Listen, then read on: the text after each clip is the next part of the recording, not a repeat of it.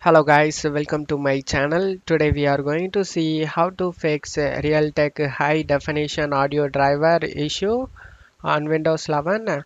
Let's fix it guys. Go to search menu and type device manager, click on open it. Expand the sound, video and game controller. And now in here you need to find Realtek high definition audio.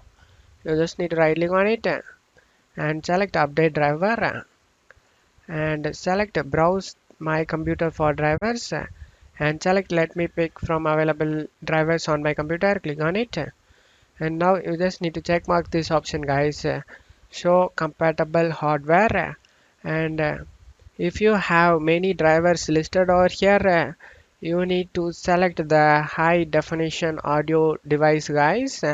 After selecting it, select next and select yes.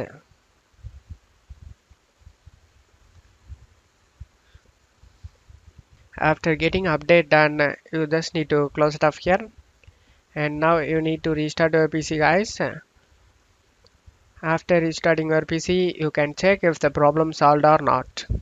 I hope this solution fixed your problem guys. If the video helped you, don't forget to leave a like guys. You can also subscribe me and support me guys. Thank you.